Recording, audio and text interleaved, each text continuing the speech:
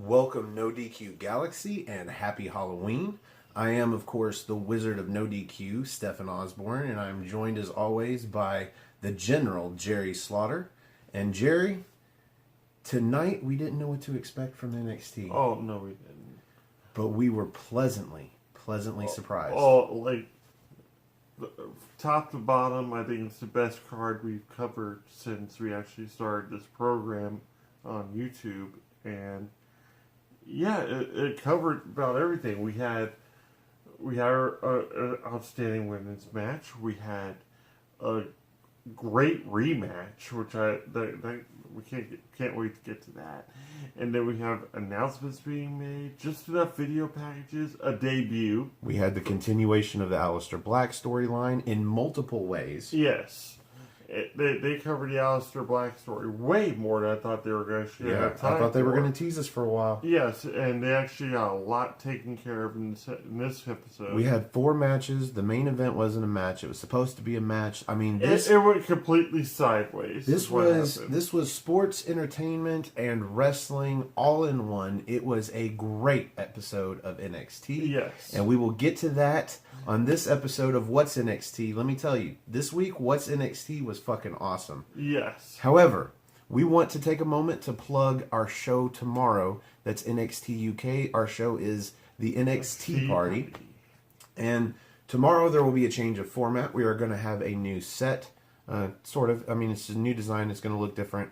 We are also going to have our first guest on the NXT Party. We're going to have Cindy G, No DQ's very own, the new first woman of No DQ, yes. Cindy G. So she is going to join us for our NXT Party. She's going to help us talk about NXT UK for today, October 31st, Halloween. I also want to get out of the way. I want you guys to leave down in the comments and help me talk this guy into getting a Twitter so that he can tweet with you guys and you guys can follow him and he can follow you and he can talk to more people about wrestling. We want you to talk to us about wrestling. In that vein, NXT Party is not supposed to just be for us and the No DQ contributors like Cindy. We actually want the fans of No DQ. Everyone. Before I did a panel, I was a fan of No DQ, and before What's NXT, he was a fan of No DQ. And we want to talk to you guys about wrestling and have you on the panel to Skype with us. So just if you want to look me up on nodq.com/Stefan or find me on Twitter, Stefan R. Osborne. Just let me know if you want to be on the show. In the meantime, tomorrow we are going to have Cindy on the show. We are going to have a new set. And help me get this guy a Twitter. He does have a group on Facebook if you're on Facebook and you want to talk about wrestling or get wrestling memes and whatnot on your feed. It is Armbar, all capital letters, ARMBAR with an exclamation point. And you can talk to him that way or at least communicate through memes. Yep. But let's get into the show. Yes. Because it felt like a long show, but it was less than an hour and it crammed a lot in. That's what I've liked about this so far is the fact that yes, there is storyline here, but at the same time it was more action than anything else tonight. We had a little bit of everything when it comes to matches and started off surprisingly with a quick video package of the Aleister Black case, which I didn't think they were going to start covering again until this next week because we had, our main event was supposed to be the War Raiders versus Bobby Fish and Adam Cole, and I figured they'd be plugging that red being of the show, or at least have some sort of lead in into that. But no, we go right back into the meat and potato things. Gargano attacked Black, and they just re-showed the reveal, and that led into our first match, which it seemed to kind of go with the storyline a little bit because they did show in that video package Nikki Cross a lot. Yeah. And sure enough, straight out of the video package, I don't even think we got an intro with the NXT music or anything. I don't even think they had time for that. Oh, no, they did. Because we started our announced team, and then they just and we just went right into the match right after that. I guess with everything that happened, I just forgot. I didn't even think about it. They did that. We were eating. Yeah, there you go. I was too busy eating my fries. Yes. So yeah, we have our first match, which is Nikki Cross versus, and of course they don't tell you who she's going to face until she comes out. I'm not This gonna guy lie. marked out. I'm not gonna lie. I'm marked down hard. Mercedes Martinez. Oh my god. He was familiar with her from Mae Young. I was familiar with her work from prior, naturally, because that's me. Like prior companies and everything else. I'm still relatively new to NXT and WWE Network in general, but yeah, the fact that I'm seeing Nikki Cross versus Mercedes Martinez, I was already calling match of the night. And it's awful early Yeah, to it's call awful match of early the match. night. It's like Come to find out, we're not even 5 minutes into the match.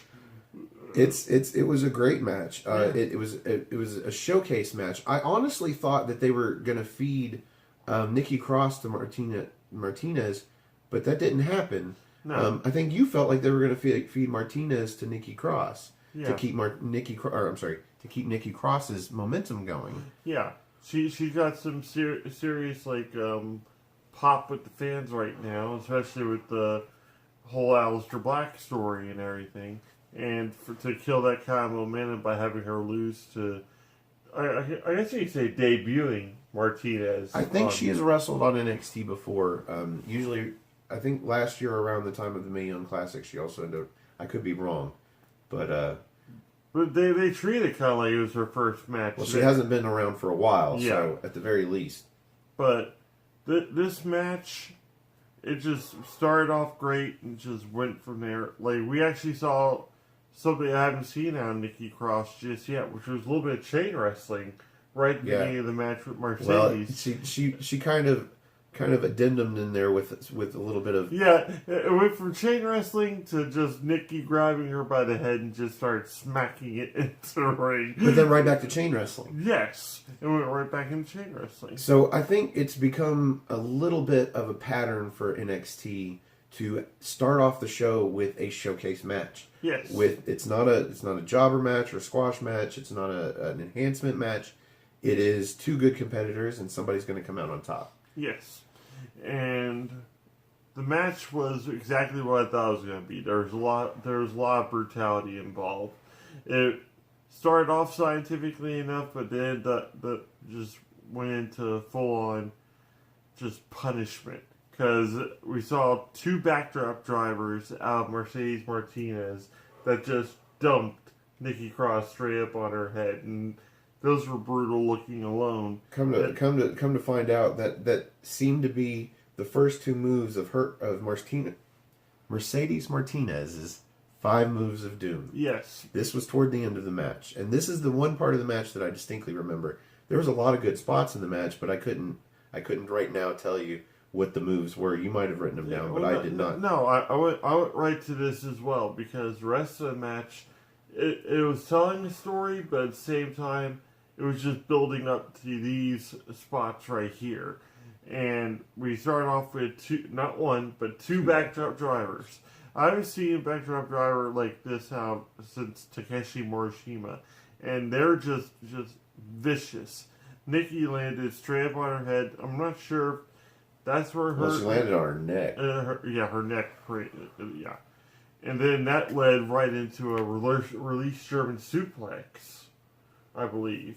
And then I'm not sure. I kind of lost track after that. Cause it was a release German suplex, and then as Nikki Cross was getting up, I don't know if she came off the ropes or not, but Martinez hit her with a running knee. Yeah.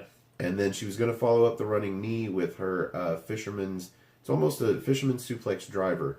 It's kind of like the same angle that she's dropping the backdrop drivers. That's how she drops this fisherman suplex. Yeah. And Nikki Cross gets out of it. Yeah. And she ends up countering, and she hits her own fisherman's...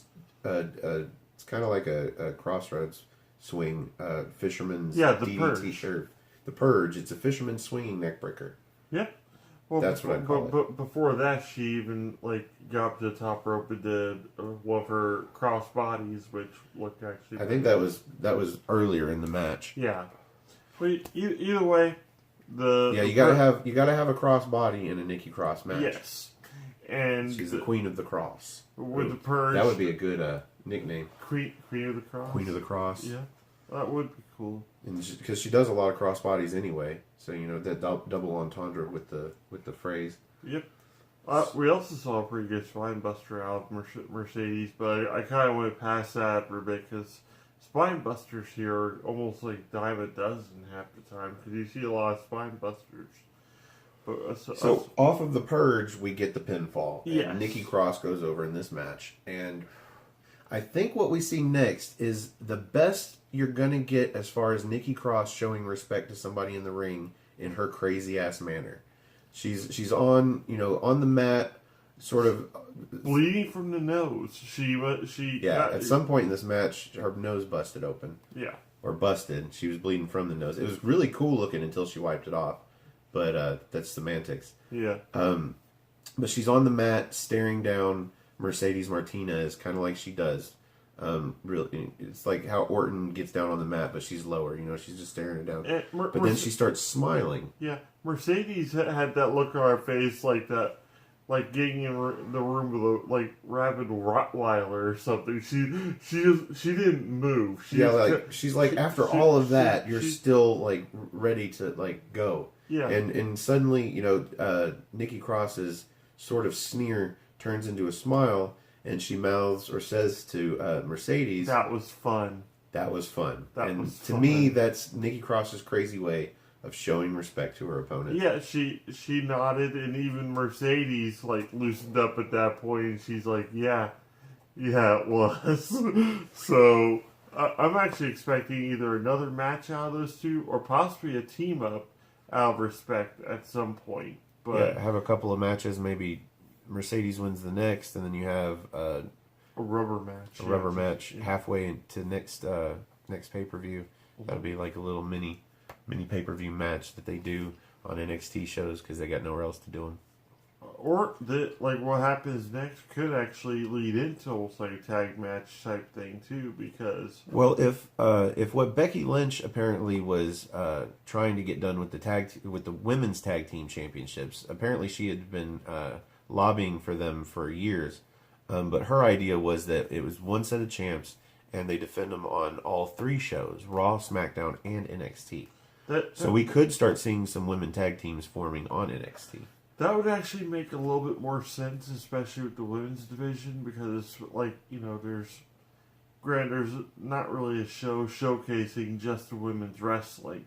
So that'd be neat to actually have it spread over those three, and then that way you're not also oversaturating the company with belts. True. Because if you have a women's tag division in each of with belts on each show, that's just too many belts. The most that you could have would be 4 or 5 teams. Yes. And the monotony of matches that you would see with that would be horrible. It would be almost as bad, if not worse, than what we're seeing with Raw and SmackDown now, and just the same tag teams going at it every week for no reason. Yeah. So that actually changed it up a lot, because you have different styles, different blends, and then more of a chance of actually just seeing something, a matchup you just really haven't seen before. Like each week there could be potentially a different tag team coming up, or just a pop-up title match anywhere. So I really like that idea. Well, you say coming up, and what I was going to say is, even if they don't extend the women's tag division or the tag team titles to NXT, you would still want to tag up in NXT, so that when you get called up as a tag team, and you can go right into the fray for the women's tag team championships. We're saying tag team a lot. I mean, look at the Iconics, or formerly the Iconic duo in NXT. Yeah, they were basically a team there, and probably one of the reasons they got called up when they did is because of the expected women's tag team championship belts. Yep. So it just makes sense, even if you're on NXT and you can't vie for the women's titles, you can still tag up and be prepared. Yep, and get more synchronized with your partner, and also be able to test the waters of the tag team itself. So yeah, that would be brilliant. So I think that's a good possible outcome for whatever show of respect came out of the end of this match. Mm-hmm. But I kind of want to move on because we're already 15 minutes in this video. At the end of this match, Candice LeRae comes out. Yes. And this is where the Aleister Black storyline kind of threads off in a different direction, but still stays within the hour-long show that this is. I was about to say, I mentioned that like right towards the beginning of the match. Yeah, he predicted Candice LeRae was going to come out. For some reason, he predicted this. Well, I predicted it because they're doing something in this, like the commentators were actually doing something in this match that they don't normally do. And I think it's the fact that it's like Morrow's not around at this point, but they got sidetracked and weren't focusing on the action in the ring. They were focusing more on the Aleister Black story. And that's just something I'm not really used to with this commentating team. They're usually locked into a match and nothing else in the world exists until after the match is over or even before the match. They respect the match. If that's not one reason to watch NXT over watching Raw and SmackDown, I don't know what is. It's definitely it feels like they help you get invested in the match because they're not always talking about stuff that's going on outside of the feud in the ring. Yes. But in this case, they started talking about the Aleister Black, and I guess it's partially carryover, but it was to the point to where when I believe it was Vic Joseph started calling the match again, I was like, thank you. Yeah. Thank you. Oh man, there's a match going on, guys. And I think about watching Raw and SmackDown, and it doesn't bother me when I watch them because I'm used to it. Yeah. But you totally called it, and you were like, I wouldn't be surprised if Candice LeRae comes out at the end of the match. And I'm like, that's a weird prediction, but okay. And sure fucking enough. Yep. She comes out, gets all up in Nikki Cross's business. Which is not a smart place to be. No. Nikki Cross smacks the taste out of the mouth of men wrestlers. So what is she going to do to Candice LeRae? She's going to smack the new black lipstick off her face. Yeah, Candice LeRae comes out with a new hairdo, looking all gothy. You know what? Johnny Gargano was in all black last week, and you mentioned that. Yeah. And didn't you say, what if Candice LeRae started dressing in all black too? Yeah. I'm pretty sure you said that too. This guy is calling NXT without even realizing he's making predictions and getting it right. So she comes out with a new hairstyle. Her hair is darker, still kind of blondish, but she's got bangs and she's got black lipstick on. And I'm like, Nikki Cross is liable to smack the black off your lips. Yeah. And Candice shoots off her mouth about, naturally the whole Gargano situation, defending her husband. She's blaming Nikki. And she's blaming Nikki for this whole thing. Like Nikki telling Aleister Black that it was Gargano makes any difference in the world. Because even if she was lying, it was Gargano that came out to the ring last week and super kicked Black. Mm-hmm. So, this has nothing to do with Nikki anymore. Like, Gargano turned himself in. Nikki makes her way back up the stage. And right as she's turning off the stage, she starts walking backwards. And in comes Aleister Black. In comes Aleister Black, and Nikki Cross proceeds to back up out the way. And I told him, I'm like, he's not there for Nikki Cross. Oh, that was completely evident and then he just turns his attention right down the ramp to Candice, makes it straight line right down to her, gets in the ring. To her credit, she is playing the ambiguous role. Yep. She did not leave the ring. She waited for him to come down. She knew he was coming for her. But that's the other thing, though. She didn't really look scared by the whole thing at all. Right. Which, yeah, credit to her toughness and everything. But at the same time, I think she even believes that Aleister wasn't gonna crush her as much as he wanted to just destroy Gargano at that point. He has no reason to touch her, let alone the fact that she's a female, so he's not gonna hit her anyway. Was it Velveteen Dream that got slapped by Nikki Cross the other week? And he just left. And then Ciampa got the microphone slapped out of his hand. And he just reached for the mic. Yep. So, yeah, she knows that it's not going to come violent toward her or nothing, so she's got no reason to leave. But I think it's more, she's trying to play up that she thinks Johnny Gargano is innocent. Yeah. But for some reason she changes her whole get up and now she's in all black. I can't wait to see her wrestle, see what she wrestles in. Yeah. That I think would make the difference. Yeah. And then you have her and Aleister have a quick talk. You really don't hear a lot of what's said. because either the microphones aren't working as well as they were the other day, or there's. I don't think either one of them had a mic in their hand. No, I mean like under the stage or around the area. I think usually that's the camera mic, the one that points out and kind of zones in on whatever you're focusing on. Yeah, because yeah, they have a short talk, and Alistair pretty much tells her Gargano's time is more or less in NXT is pretty much up. Well, you can tell what the conversation was because she tells him that Gargano is not there. Yeah, he's not here tonight, which I predicted a couple of nights ago. I'm like, because he's like, are they going to talk about it? I'm like, well, if anything happens, Gargano's not going to be there. Yeah, because Aleister Black sure as hell will be there. He'll be looking for Gargano. I was like, if we see Johnny Gargano, maybe it'll be next week. I was like, it'll be like an interview with him at his home where Aleister Black's not going to be. Something like that. So he wasn't there.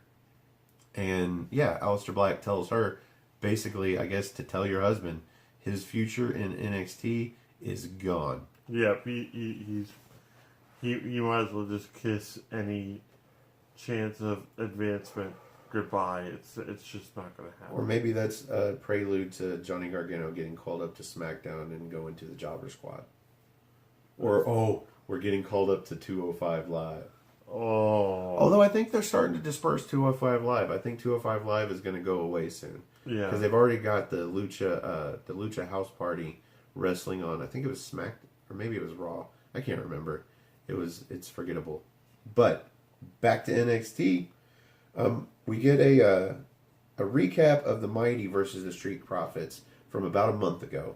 Yeah. We reviewed this match, and the Mighty won with a cloverleaf jackknife roll-up, which was beautiful. I had never seen that kind of jackknife roll-up before. Yeah. And they went for it again in this upcoming match. Basically, this is the Street Profits trying to get their necklaces and their solo cup with the repainted NXT logo on it, and I'm like, can't they just buy another solo cup or a whole pack of them? It's the premise, and of the even thing. buy new necklaces, even bigger and better ones, because they're getting paid now, right? Yeah. So, but I think it's more street cred than anything. It's the principle of the matter. Yeah, it's like that could be the first one that they've actually owned. Give us back our cup, damn it. Yeah, pretty much. So we get what I would have thought. If you'd have laid this card out for me on paper and said we were going to start with Nikki Cross versus Mercedes Martinez, because even I have seen Martinez in the Mae Young Classic. In fact, just the other night, I watched her first round victory. So I would have been excited for that match. And knowing NXT's track record for first matches, I would have been like, that's going to be a good one. And then you just said this match, which is a rematch from a couple of weeks ago, which was a good match, but nothing stellar. This was fucking stellar. Yes. This was a great match. I told him, like, the first one kind of established the story. It set up what was going to be a potential feud, but it could have easily been a throwaway one. It really could have been. Yeah, I thought this was going to be the dull match of the night because we knew we still had the match between the War Raiders and the Undisputed Era, Adam Cole and the returning Bobby Fish. Yeah. Bobby Fish's first match back. We knew we were going to have that match, and we also knew we were going to have the debut of Matt Riddle. Yes. In a match. So I'm like, this is going to be, kind of the dull match. It was not the dull match. It was a really good match, a great match. Right. It really showcased the Street Profits. Yeah. Oh yeah. We started off with Dawkins and Shane Thorne in the okay. What was his name? Yeah, it was Shane Thorne. The Mighty. Yeah. Yeah. We started off with Shane Thorne and Angelo Dawkins in the match, and no, wait. Okay, yeah. Yeah, right at the get go, Dawkins looks like he's about to throw that knockout punch Dawkins again. Like that was the first of a few throwbacks to the match they had last month. Yes, and that was the first move he went for, and Dawkins automatically just drops to the ground and rolls back. He's like, no, not this time. Yeah, because during their match last month, that was like the first 8 or 10 seconds of the match. Angelo throws a punch and just knocks whichever one of the mighty. It was Shane Thorne. He knocks him almost out cold. Yeah. So that's a throwback to the match, and he just ducks out of the way, gets up under the ropes. And this starts out a really good match. Obviously, these two teams have been working together a lot. But like I said, it really showcases the Street Profits. Because, what's his name? Fuck, I'm so sorry that I keep forgetting these names, but Montez there's so many. Ford? Yeah, Montez Ford looks amazing. This guy is going to be a great singles wrestler. Yes. But for now, he is in the ring looking like he can do anything off those ropes. And over the ropes. And through the ropes. And fucking into the ropes. And didn't they do a hip toss into the turnbuckle? Yes. Like, this match was amazing. Ford does an arm drag where he holds onto the arm, he jumps onto the top rope, stands damn near vertical on the top rope to come off in the springboard into this arm drag. And that's just one of the things in this match. Yes. I think you wrote down several moves. I didn't write down any. I should have. First we have, like, I'm going to go ahead and throw this out. Like I said, I was talking about a spine buster earlier for Mercedes Martinez. Nick Miller throws a hell of a one, too. Yeah, I think Mercedes was like a short spine buster. This Yeah. one was like powerful. I think he threw two of them in this match. Yes, he threw some great spine busters. But then you have the tope from Ford to the outside. Oh, the Tope Con Hero, I think. Yes. The diving over the top rope into a front flip onto both of the Mighty. And just his distance Yes. is amazing. He's very reminiscent to me of, like, Shelton Benjamin when he was really starting to get, like, break out in his zone, because the dude can fly. He's got, like, the athletic prowess. He's just awesome to watch. Well, just Everything the he two does moves is that stand flawless. out, the highlights that are always there, are him running up the ladder in, I guess it was a Money in the Bank ladder match. Yeah. Him running up the ladder and clotheslining I think it was Jeff Hardy. It was somebody. And then where he takes Shawn Michaels' super kick off of the From the springboard. other side of the ring, yes. So that just shows you the two separate sides of him selling and him performing moves. That he's just fucking amazing. Because I've seen people try to run up those ladders like that, and they don't get the rungs right, and it can look really bad, and it can end really bad. But yeah, fucking. I'm gonna call this, like, one of the top 3 moves of the night. That Falcon Arrow from Thorne. Yeah.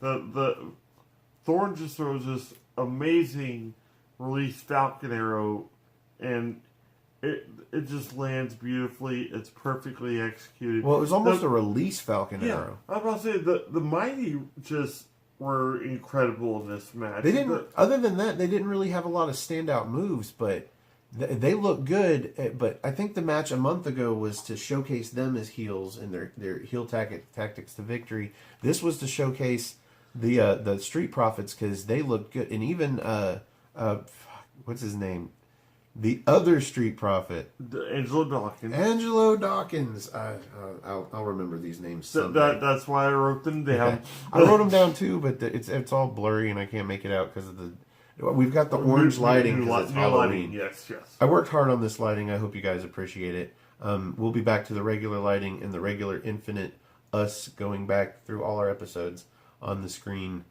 next week. In the meantime, this match ended with one of the best frog splashes I've ever seen.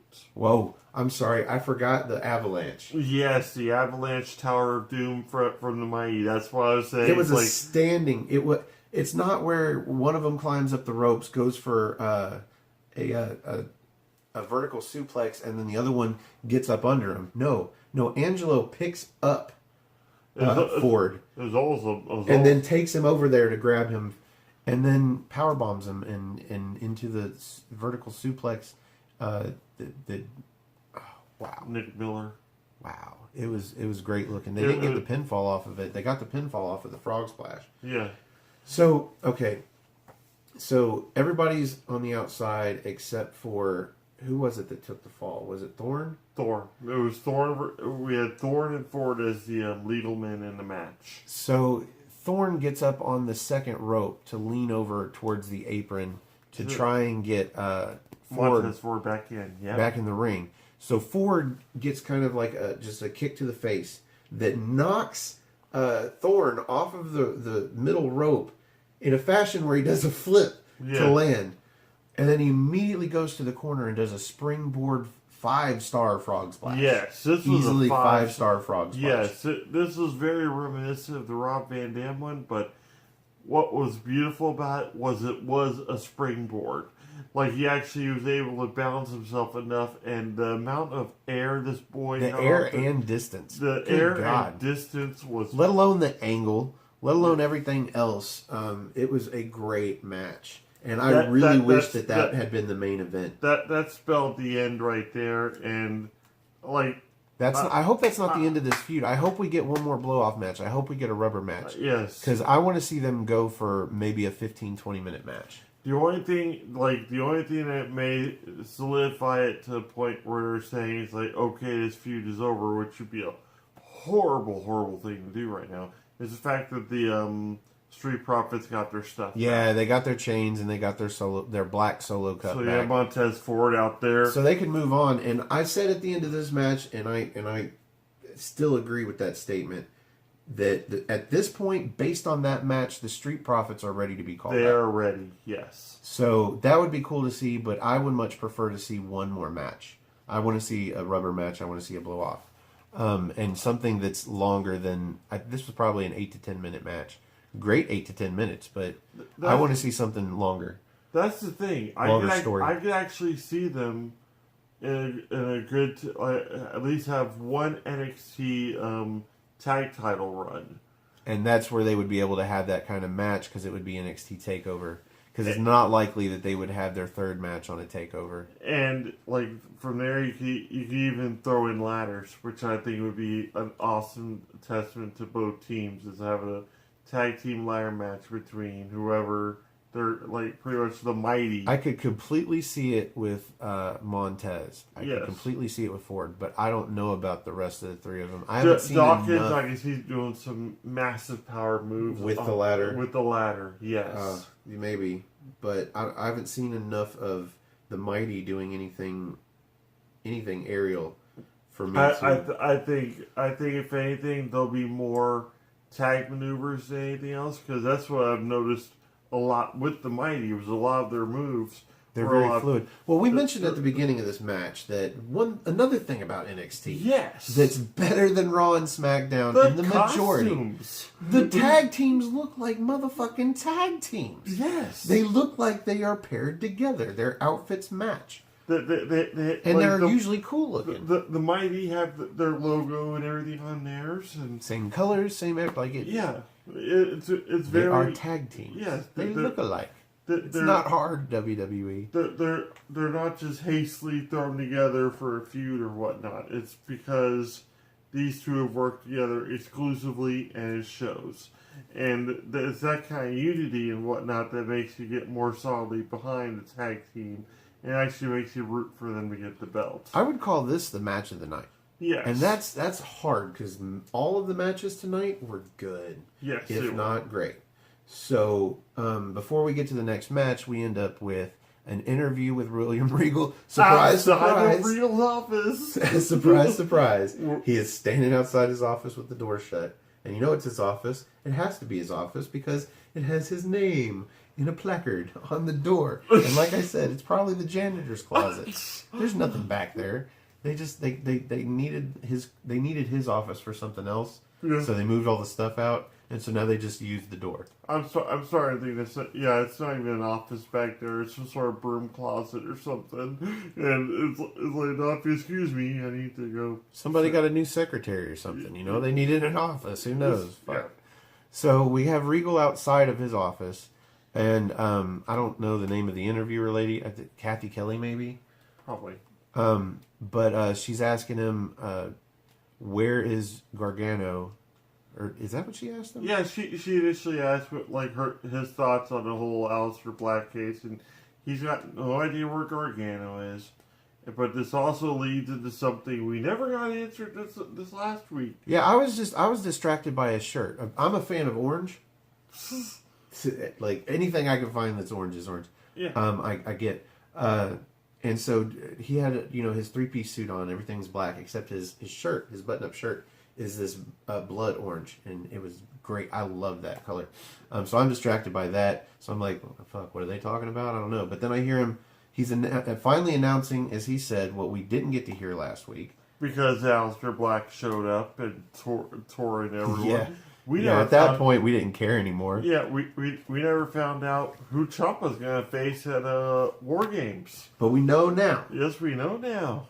And it's going to be Velveteen Dream. So it's going to be, we have ourselves Ciampa versus Velveteen Dream for the NXT title. But then, naturally, Aleister shows up and starts talking. Well, not naturally. This is not naturally, because we just saw him a few minutes ago, and he was in his ring gear, and he looked like what he normally looks like. He thought he was coming out for a match or something, because he's like, "Why isn't he in his ring gear?" I'm like, "Well, dude, he's there, and I've never seen him come out without his ring gear on." He's like, "Well, what about last week?" I was like, "He was showing up." Yeah. So he wasn't going to have his ring gear on yet, but he always puts on his ring gear. He always looks like he's ready. So he's not wrestling. They're going to save Aleister Black for something special, like a hell of a main event in a couple of weeks or something, or his match that Regal makes next. Yeah, I was going to say, Regal said he already had it in mind after the events of that last week. It's going to be Gargano versus Black at the takeover as well. Well, no, what he says is that Black is going to get his pound of flesh. Yes. And that always takes me back to a 10 Years song from the Autumn Effect album. But yeah, the pound of flesh for Paradise. Yes. Aleister Black is going to get Gargano in the ring at War Games. And I wouldn't be surprised if that ends up being the main event. That wouldn't shock me, or at least something that's going to almost overshadow the main event, which is, I guess... Well, you've got War Games. Yeah. And we'll get into that later. You've got War Games. You'll have the NXT Championship match with Ciampa and Velveteen Dream. Mm-hmm. I mean, that's going to be like the third match out of 5 is going to be the championship match. Then you're going to have War Games, and then you're going to have Aleister Black versus Johnny Gargano in a blood match, in a feud match. Yeah. That's probably how it's going to go. And it's been kind of normal to see the NXT title relegated to the second spot, the second to last match, the semi-main event. Yeah. And it's been fine because it's always been Ciampa versus Gargano. It's going to be weird to see it as third from the top, underneath War Games, underneath the main event, which I think is going to be Black versus Gargano. Yep. In the meantime, Lars isn't happy. Yeah, Lars is not happy. They show Lars in the back, and he thinks he should be the number 1 contender. And he says that he goes all juggernaut with these. He's like, I'm gonna rip Velveteen Dream in half. So he won't even be ready for. So he won't even be able to compete at War Games. Yeah, I'll take him out, and then I'll get his spot. I'll take his spot from him. Yes. Is basically what he says, and then proceeds to like throw some stuff around. Although he takes this plastic tote, throws it down, and the way it busts, I'm like, yeah, man. If he's not actually pissed, he's really good at acting like he's pissed. Yep. Because I couldn't imagine throwing one of those down and it shattering like that. No. Anyway, next we get the debut. The debut. Yes. The debut of Matt Riddle. And we get to find out who he's going to face because they come out first. We have Luke Menzies, who I've seen wrestle a few times. And yes, I said Luke Menzies. Spelled with a Z. But still... maybe there's international viewers out there, but I think most people in the U.S. know that in our dialect, in our language, Menzies happens to be a euphemism for something, and it just kind of off-puts me that his trunks or his singlet is black and blood red. So maybe he's comically aware of his name and he just doesn't care anymore. But I thought that was funny. Other than that, that's the only funny thing about this match. Yeah. You have Matt Riddle, who's pretty much, you can't let his laid-back surfer persona fool you. He'll come out to the ring to his bro music, and he looks like the most relaxed guy on the planet. He's got his flip-flops he wears out to the ring, his hoodie. He's pounding fists with the crowd as he's going along. He's very, very mellow. But he's got that, He's got that charisma to him. He Yeah, really does. he connects with the crowd, and Yes. that's on his debut match. Which there are a lot of guys that'll debut and connect with the crowd by name alone. Such a smart crowd. Yeah, it's definitely a indie crowd. Yeah. These are the people in Florida that live close there that really love wrestling, and they go to this all the time. So they know all these guys, they know all the indie guys. They're hardcore of hardcore fans. This was a great match because Menzies is, I don't know how established he is on NXT, but he's been around. And so I was making a comment that if Matt Riddle won this, technically it would be an upset because this is Matt Riddle's debut match. And whatever momentum he has coming in, he doesn't really have in NXT.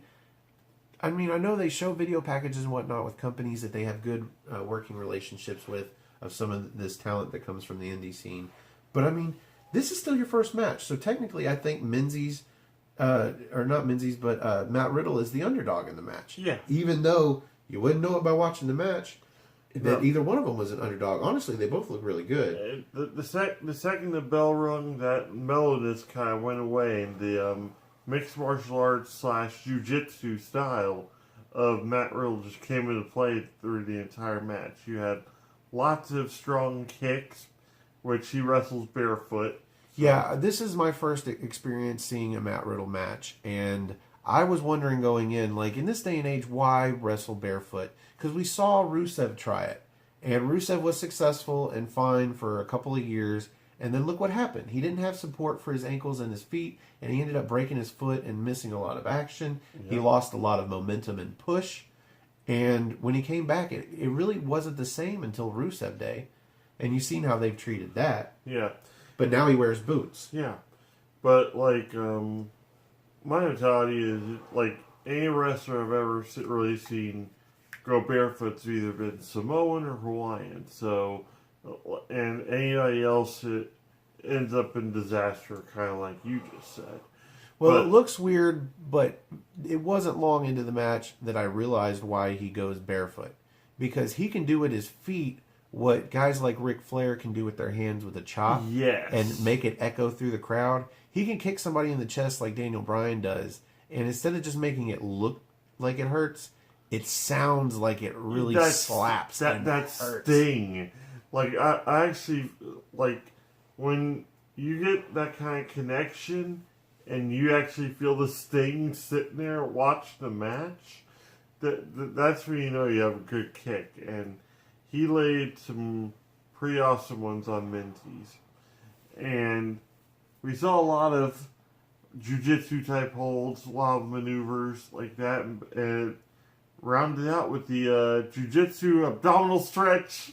Yeah, he's got a wicked abdominal stretch that's on the mat. The way I put it is, it's like if Perry Saturn put on an abdominal stretch. Which to me, Perry Saturn was obviously the namesake, but the king of the Rings of Saturn. Nobody put it on better, and it looked like it really hurt. Yeah, that's how the match ended, and with the bro mission. Well, we knew it was going to be an enhancement match. It was going to make Matt Riddle look good in his debut, and he was going to win. I underlined his name before the match even started. We knew he was going to win, but he won, and it was a good match. And it wasn't even the dull match of the night. It was, and Matt Riddle puts on a hell of a show. Just a couple of the moves that he does. He went to do a monkey flip, but then in mid flip, he releases his legs and comes down, holds on to one arm, and brings it down into a cross arm bar. And I'm like, whoa. Because I didn't know what to expect. I didn't know what kind of wrestler he was or nothing. I definitely didn't expect him to do some submission moves like that. And I was blown away. Yeah, he's quick to lock on a submission, and he looks like it's gonna be a lot of that and a lot of, like, just stunning kicks out of him. It's very reminiscent to Jiri when he was first starting out, because you had a lot of kicks and a lot of great looking, or unorthodox, I guess you could say, submission holds. You would think a lot of it's MMA, but then it's like you have a lot more jiu-jitsu, like I said. I like saying jiu-jitsu. I'm sorry. It's a fun word. Well, this was a great match, and I look forward to seeing Matt Riddle in the ring again. I was looking for Cassius Ohno to interfere, but I guess they're saving that for another night. Yeah. But I definitely look forward to a match between Matt Riddle and Cassius Ohno. Now, before we move on, I did want to mention something I noticed during that match. The referee happened to be Jessica Carr. Yeah. Which, well, we saw her ref 2 matches at Evolution, and we'll get into Evolution in just a moment. But this might be the first time I've seen her referee a men's match. Yeah. Which, good for her, good for them, good for everybody. Like, that's how it should be. Like, she's a ref. She should be able to call any match. Shouldn't just be for women's match. But that's a good way to introduce her as a women's match ref. And then now she's just a ref. Yeah.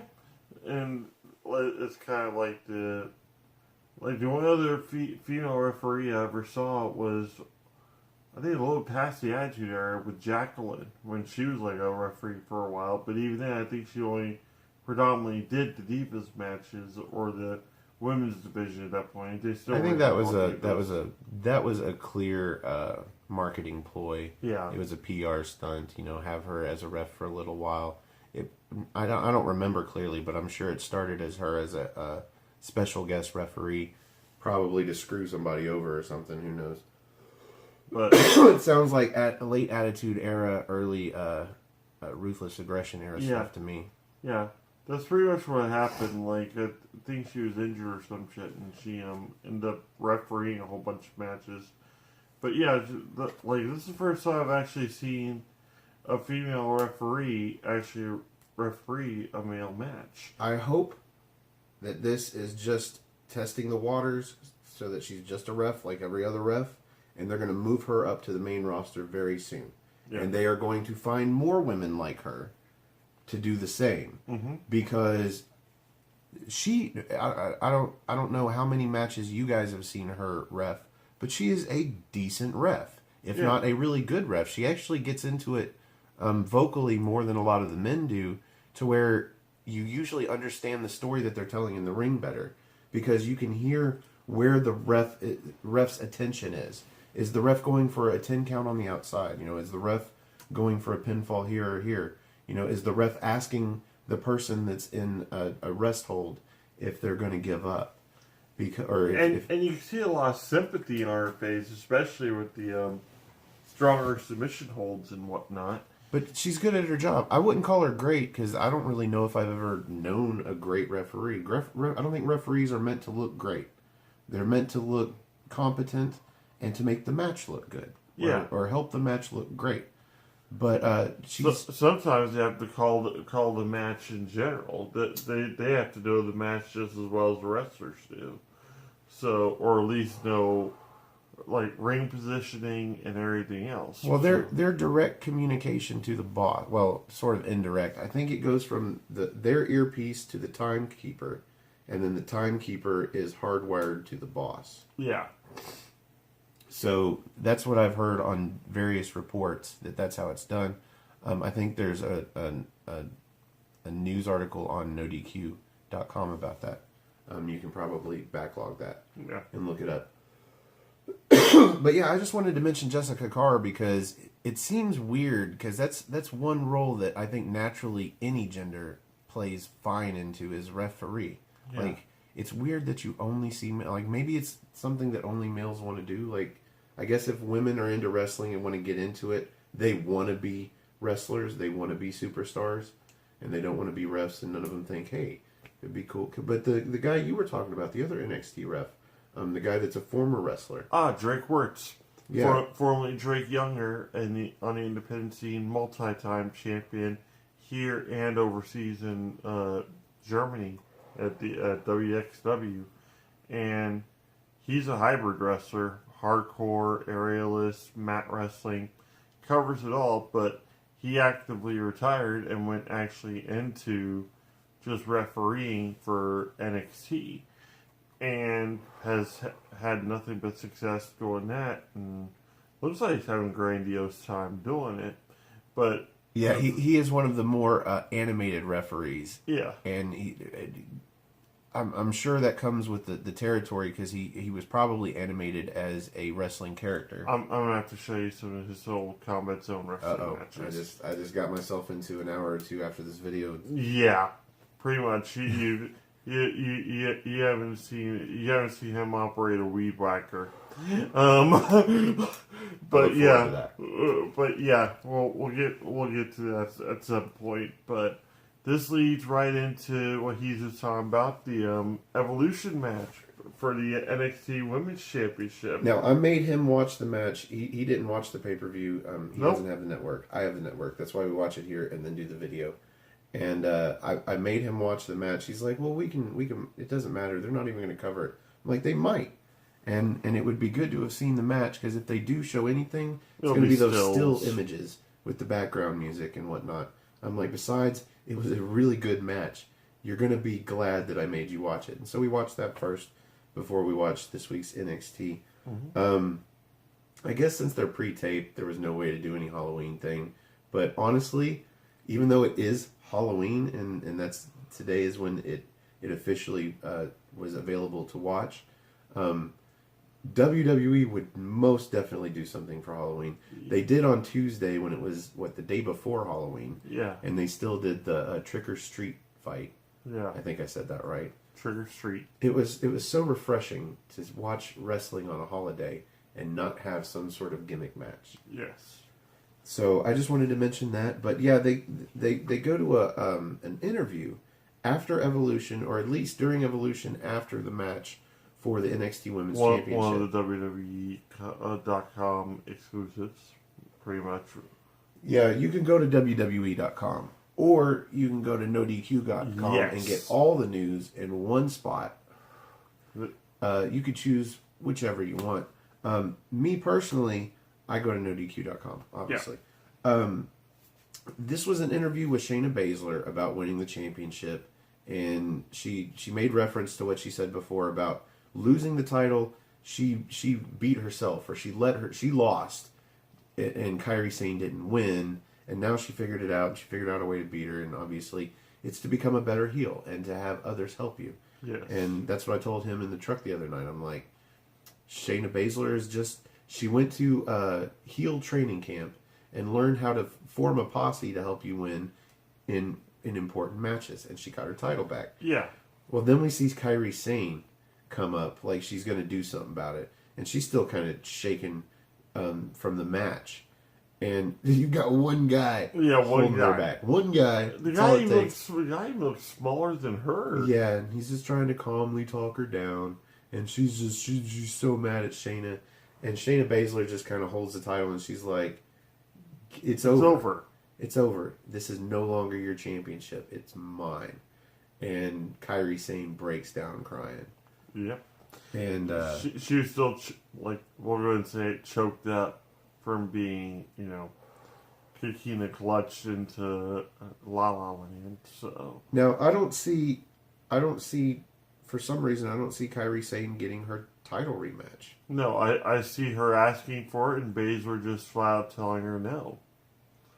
So I would think that would be something that William Regal could step in on and force it, but maybe somehow they just don't reference it, and the idea of her getting a rematch goes away. Or maybe they say that they put into the match clause for that one that there was no rematch, that this was it. But if Shayna lost, well, they should have done that beforehand. But anyway, that's where WWE logic comes into, and I don't want to speculate because they haven't said anything about it yet. Yeah. But I'm hopeful that we're going to see a new number one contender. Yes. And that leads us into the next segment, if you will. It was sort of a short video package for Lacey Evans. Yes. And then a graphic that says Lacey Evans will be here next week live. They stress live. And so to me, this is not going to be a match. No. It'll probably be a short promo in some way, shape, or form of her, I won't say new agenda, because it's been well documented that she's all about the whole women's wrestling movement, but bringing dignity and class back to women's wrestling. So she's going to want to bring dignity and class back to the women's championship. Yes. So that's going to be interesting. Now, here's where I interject, because last week we saw somebody else talking about wanting to be in the women's championship picture. That was the EST of NXT, the Undefeated. Say it with me. Undefeated. That's Bianca Belair. and it was sort of an aside. It was the camera zooming in on a private conversation-ish. I don't know, whatever. Obviously, it's supposed to be taped and put on TV, but Yeah. she wants a title match too. So what I see happening is Lacey Evans coming out, like you said, and she's all about the women's right, and she's going to use her women's right on Shayna Baszler and beat Shayna Baszler, and then the EST. Bianca Belair is going to come out and she's going to be like, well, I'm undefeated. You're not. Even though, really, I think both of them have the same amount of momentum going right now. Yeah. Because NXT has made Lacey Evans look really good as of late. So, that's going to be a match we're going to see in 2 or 3 weeks' time to probably determine the number one contender for the NXT Women's Championship. I'm looking forward to that. I hope that is what happens. In the meantime, we go from that video package into another announcement for next week. Yep. We found out Lacey Evans is going to be speaking out, but then right after that, we find that the Lars versus Velveteen Dream match has been made for next week.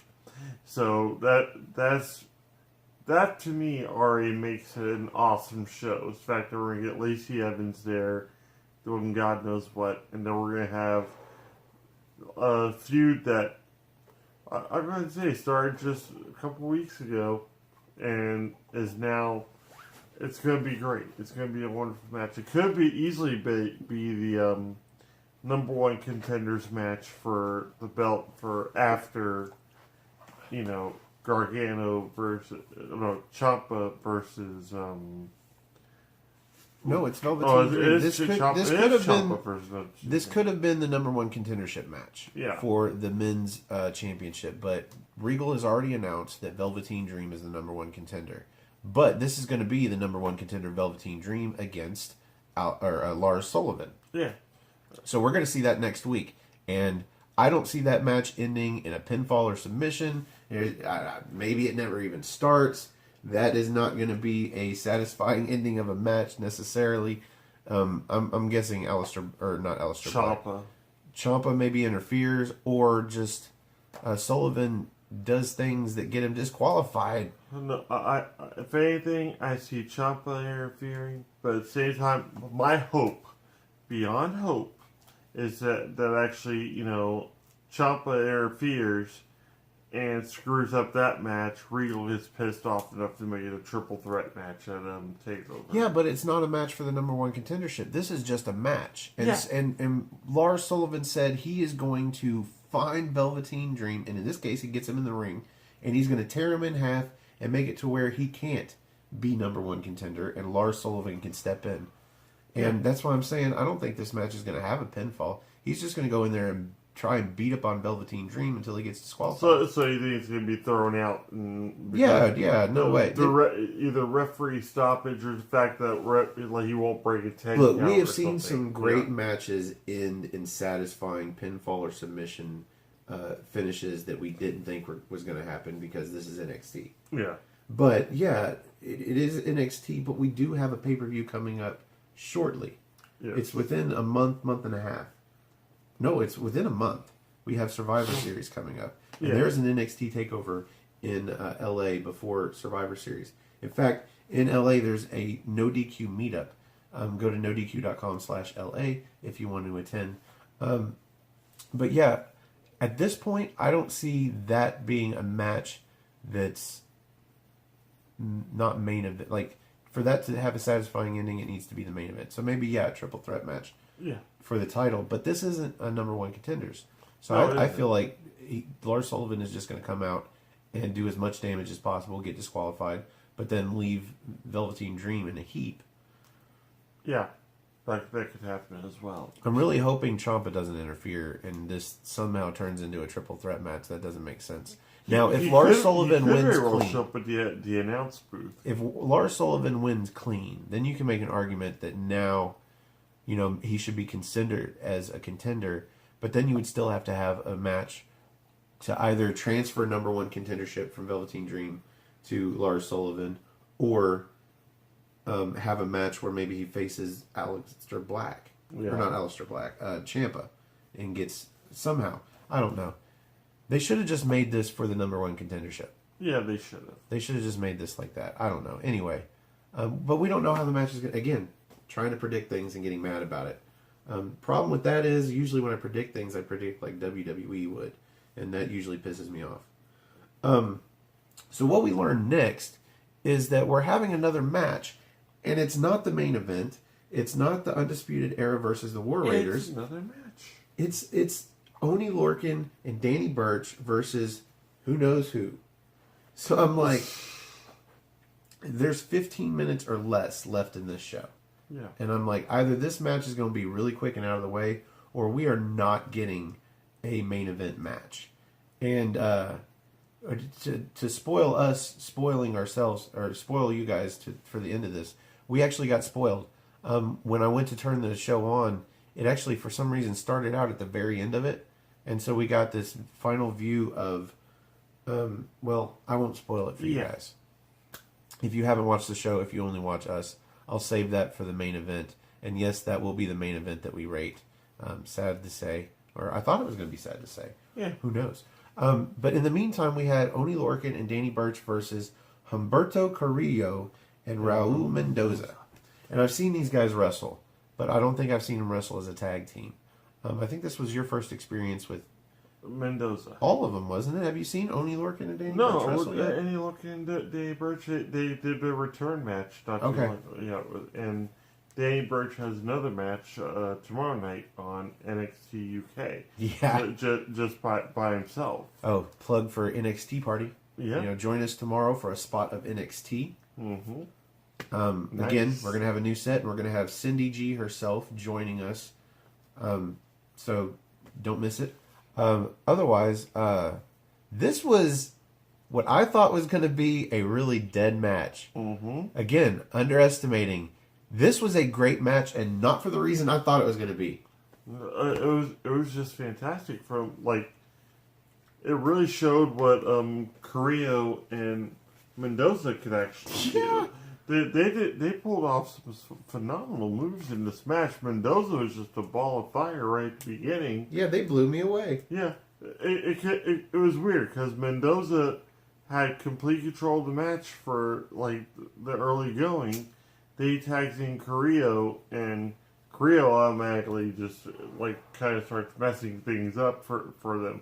It was almost like watching the Family Feud, and you had that one family member. Well, they worked well together points. I mean, just the double suicide dive off of opposite ring ropes, and then outside to the opponents. Just this was a great looking match.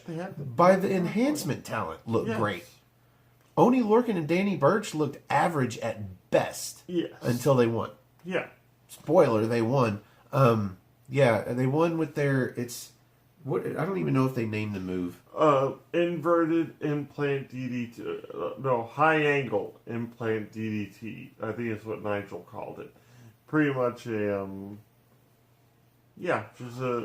just almost like a suplex type. They take them from a DDT, Yeah, throw DDT. the legs up on the shoulders of one of them. I can't tell the difference. They both shave their heads and they wear different colored tights. Birch, I believe. And then Birch is the one came down, so it's Lorcan. So drops them on a high angle DDT that kind of rolls, and it doesn't look as impressive as most ground based DDTs. If they're going to be a tag team to be reckoned with and whatnot, I believe they need a stronger finisher. There's a lot of setup involved for this one. But it needs something flashy and quick because they're actually two very quick individuals. I think the problem with this is that it's not a move that you need your tag team partner for. You could just as easily do this off of the corner turnbuckle. Yeah. So, just a thought, maybe a move that takes both of them to do. Like a 3D. Yeah. Yeah. Can't go wrong with the 3D. That's got to be, I think you've said it's one of the best, if not the best tag team finisher. Yeah, because it's quick, it's efficient, and it's a just power move. Now, I tell you, one of the moves that I thought of to challenge that was just a play off of the move was the Shatter Machine. Yeah. It's just a code breaker off of the same setup. That setup is great for tag team wrestling. Yeah. Just that flapjack into fill in the blank. Yes. Flapjack into a diamond cutter, and you call it the 3D. Yeah.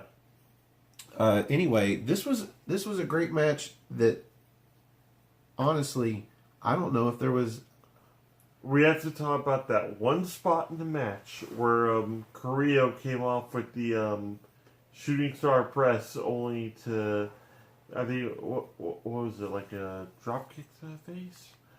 I want to say No, he went for a moonsault. The double boot from Oni Lorcan. Yeah, he goes up to the top rope for a moonsault, and he comes off, and you know he's going to get blocked because when he comes off, he goes almost into a standing position. But this looked really brutal. Lorcan put his legs up, and it looked like he honestly caught him in the jaw. I could have sworn it was a shooting star press because he got some mad air on it. No, it was a moonsault. Trust me. Okay. It was mad air for sure, Yeah. and that's another reason why these guys look great. I thought enhancement talent. I mean, they came out and their graphic on the Tron had one guy's last name with a / and the other guy's last name. Mm-hmm. So we're so familiar with them losing that we had to go back to our notes. Like, have we seen them lose before? Yeah, we saw one of them lose before. Yeah, we saw Carrillo lose to Riker on his Riker's their re-debut as the Forgotten Sons. Yeah, before their triple threat or triple 6-man tag match, which also had a whole bunch of enhancement talent in it. So honestly, this match probably should have ended with the enhancement talent winning somehow because they look great. They should have rode that momentum and called an audible, been like, have them roll you up or something. Like, let's have them win and then have this match again. And maybe showcase Oni Lorcan and Danny Burch in the match, and not have the two luchadors look so fucking awesome. I think it would have been like also an awesome way to kind of separate the two of Lorcan and Burch. That way, Burch could focus more on the NXT UK since he's going to seemingly true. Since he's seemingly going to be a singles competitor over there. But they've got a lot of intertwining people going between UK and NXT, and even on Evolution, and so I'm on the fence about that. I just think that as a tag team, Lorcan and Burch, at least in this match, kind of look boring. Yeah. And really, the enhancement talent, and I got to look at their names, Mendoza and Carrillo, look great, and I think they should have called an audible and been like, look, we don't have enough time, because I paused it. We had like 6 minutes left. Mm-hmm. Like, we don't have enough time for this match to go on any longer, but we need to do this again and make Lorcan and Burch look good. Yeah. Because these guys, again, Mendoza and Carrillo saved the final match of the night. Because, yeah, this was the last match of the night. There was no main event of the War Raiders versus the Undisputed Era members, Adam Cole and Bobby Fish. That did not happen. Yeah, we go to Cole, and, like, pretty much we go to the Undisputed Era, going backstage in their usual area, just trash talking. The three of the members sitting in front, Adam Cole, their leader, standing in the back, looking all cool and superior. And he's talking about how they're at 100%. Then all of a sudden, you see whoa. They're going into a typical style Undisputed Era promo where the four of them are standing underneath that scaffolding that's in an arch or whatever, and they're talking smack. We have 5 minutes left in this show, and right now I'm pissed. Yes. For 2 reasons. One, we're not going to get to see this match. I wanted to see this match. I wanted to see Bobby Fish back in the ring, and I wanted to see how well he wrestled with Adam Cole, especially against the War Raiders. So I know we're not going to see this match. But the second reason is the General's 5-star rating for the main event of the show. We have set a precedent. Yes. At this point, this is the main event of the show, and it's going to be an interview. Yeah. And, of course, it's not going to be a 5-minute interview, so something's going to happen. And we know that it's going to end in the ring with a certain group of people in the ring, which pisses me off again later, but we'll get into that. So stay tuned if you want to see me pissed off again. But this is pissing me off because I wanted to see this match. It's going to be about 3 minutes from now because right after, like, Cole starts talking, all of a sudden, Arm comes out of nowhere from behind him. This was funny, and though. and pulls. What the hell? He goes, "What the hell?" And like next thing you know, the War Raiders are attacking the Undisputed Era. Not just Bobby Fish and Adam Cole. Snatched Adam Cole through the curtain that's behind him in this little fucking gimmick setup. Snatched him. Like, we'll go ahead and go with the Halloween theme. It was almost like watching Freddy Krueger's claw come up and pull Johnny Depp into the bed in Nightmare on Elm Street Part 1. Yeah, it was a good spot. And from here we have the War Raiders basically take out Strong and Riley. Yeah. To the point to where they can kind of isolate Adam Cole and Bobby Fish, and they start forcing them out of this room into like the outside of Full Sail, where there's like these shops that are closed down, and it kind of looks like a movie set until it looked like a theater area, but then we start seeing the trucks and tops of buildings and shit, and it's yeah. like it's just dark out, and the lighting makes it look like a movie set.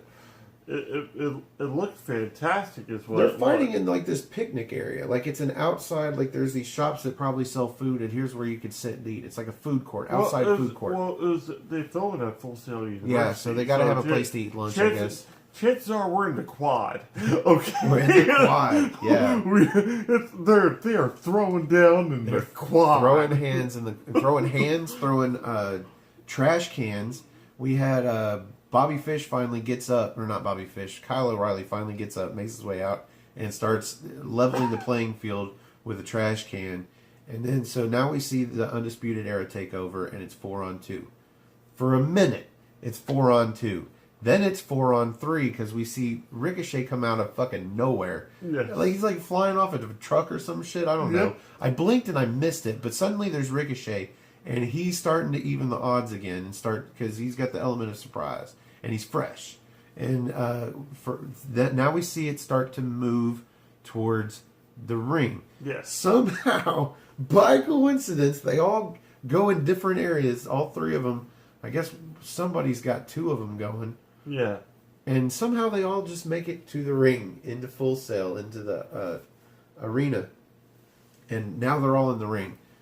And who was it? Bobby Fish finally thinks, oh yeah, what worked before to even the odds? Steel chair. Well, it was a trash can, something. So he grabs a steel chair. He takes it to the leg of Hanson.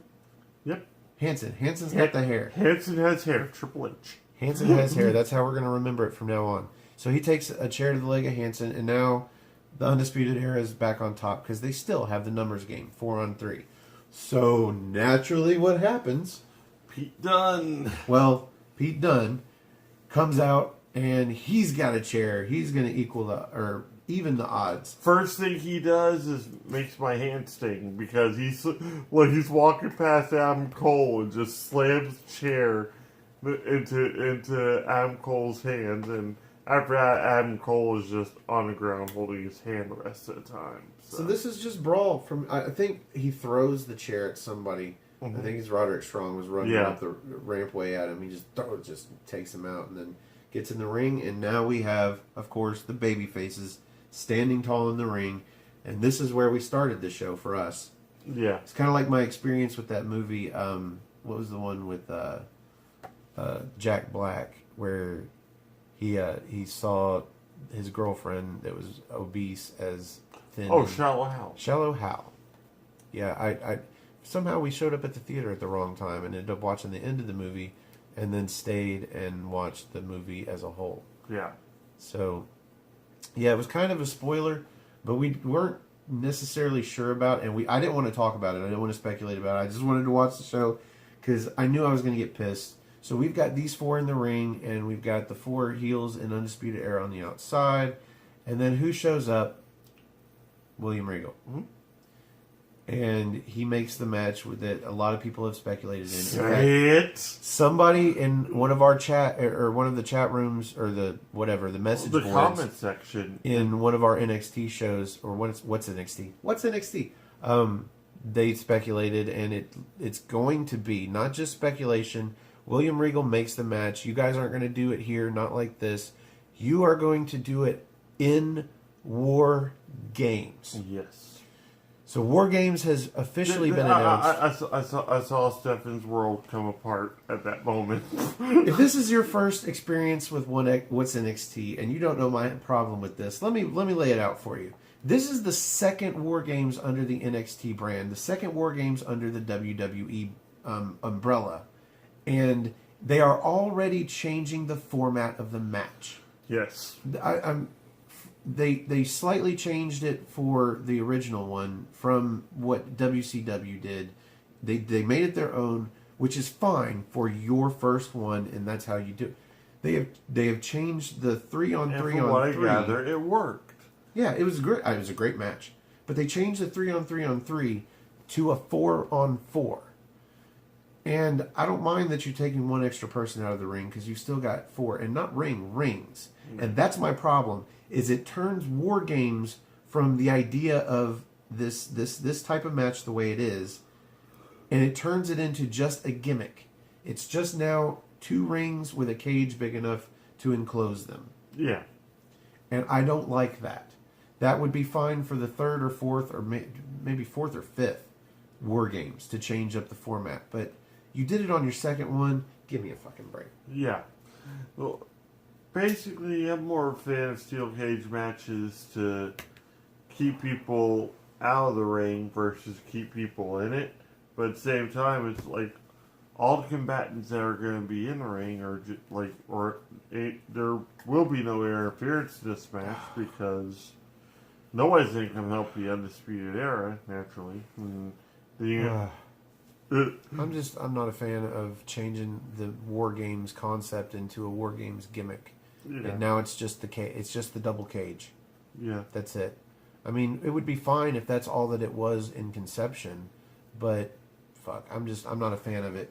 And I'll say it right now, that immediately takes a full fucking star off of whatever the fuck I rate this main event. Because that just bums me out. And if you disagree, leave it in the comments. Convince me that it's fine. But for me, it's not. So that leads me to the General's 5-star rating. General Slaughter. I think this is probably the first time I'm going to say it like that. General Slaughter. That's what we've been building to. Yeah. The General Jerry Slaughter. It's just funny. It's General Slaughter. And it makes sense because it's wrestling. Give us a break. Yeah. We're taking all the good puns that we can and milking the shit out of them.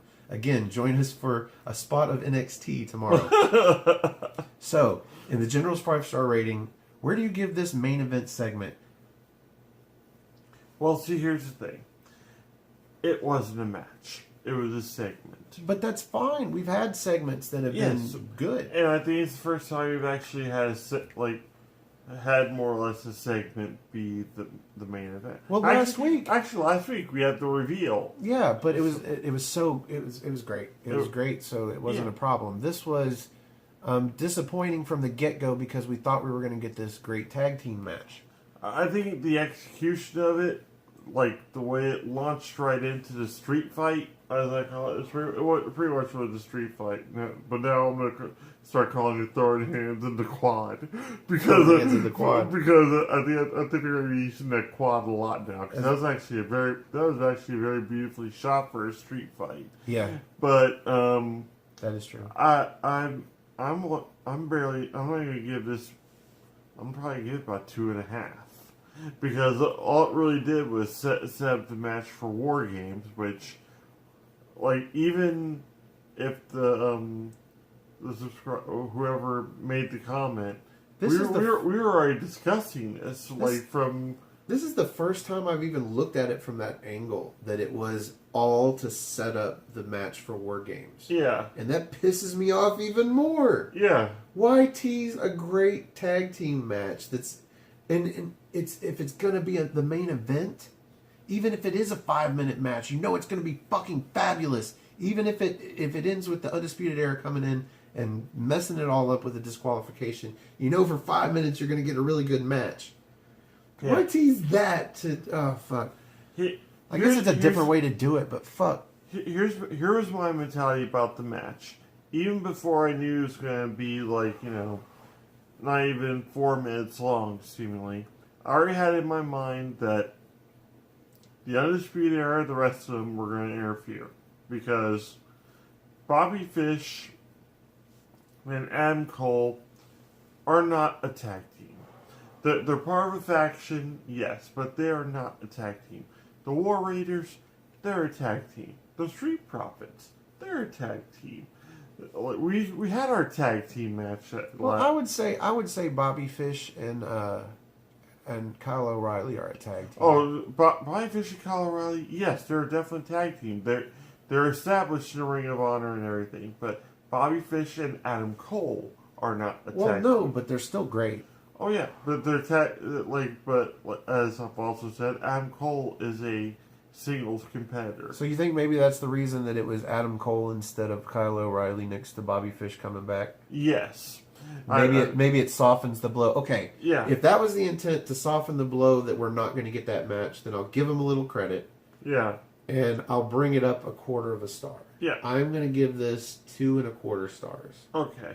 I was about to say, like, I didn't expect you to give it any more than 3. For what it was average. I'd call average 3 stars, 2.5, 3 stars, and to be generous, and then take off a full star for the fact that it didn't. Oh God. But anyway, but anybody that's been watching from where we started, what's NXT, could actually see this kind of coming because we had the.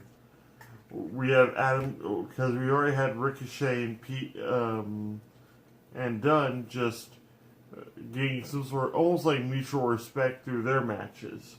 So you knew that was going to play a factor into something somehow. They weren't going to let that go, and they needed a 4th person. They needed that 4th person to combat everything that was going on. So Dunn was actually going to be naturally it. I didn't see him defending the belt at TakeOver. I saw him being in this match automatically. But it's just watching it get solidified. Granted, there was that feeling of satisfaction of being right, but there's that dissatisfaction of being right. I would much rather have seen Pete Dunne come out with Mustache Mountain. Yeah. And attack everybody. And then force either Undisputed Era to figure out somebody to leave out of the match, or force the War Raiders and Ricochet and Pete Dunne and Mustache Mountain to each find a 4th person. I think if anything, they probably would just let Bobby Fish out of the match because that's the other thing. I don't think Bobby Fish completely recovered. I think he's ready. I think they needed to have him rest up a little more. That's why he turned into a street fight. Well, I guess especially if your first match back is going to be War Games. Yeah, and you don't want Pete to be A, showing a lot of ring rest, and B, re-aggravating any injury that he still may be going through. And don't get me wrong, I have high expectations for this War Games match, and I have confidence in all 8 guys that are going in to fulfill those high expectations. But there is that slight doubt with Fish. And so, saving him. Of course, this was taped weeks ago. So, you're saving him an extra month or 2 to heal up even more before his first match back. And so that's fine. But in the end, it's setting up a change in format to War Games. And I am dead set against that. I would much rather it stay 3-on-3, even if you had a 4th person to each team. But that's just how I feel. And that took away a star. And I stand by 2.25. This is the 2nd week in a row that they have ended NXT with a non-wrestling match. Yeah. And there's no way it could live up to the reveal. Oh, no. There's just no... And for me personally, it ends with creating a 4-on-4 instead of a 3-on-3-on-3. Yeah. So, 2.25. Yep. So, if you're still with us, this gentleman gives it 2.5. I give it 2.25. And that was the main event. And if you want to follow me on Twitter, you can go to nodq.com/Stefan, or you can look me up on Twitter, Stefan R. Osborne, OSBORNE. Go to nodq.com for all of your latest news on the upcoming Crown Jewel on Friday, the upcoming Survivor Series, I believe in like 3.5 weeks, which is going to be in LA, and there will be a NoDQ meetup if you are in the LA area and you want to go. Go to nodq.com/LA and you can RSVP. You'll get to meet Aaron. You'll get to meet Jeff Meacham. I think Cindy's going to be there. I'm not for sure about that. I know there's going to be several NoDQ personalities that are going to be there. So if you want to meet them, definitely go. Other than that, Again, help me get this guy a Twitter so he's got something to plug. Because we're not going to plug his or my Facebook, because I like my Facebook to be generally wrestling free, so I don't get spoiled at work when wrestling is on.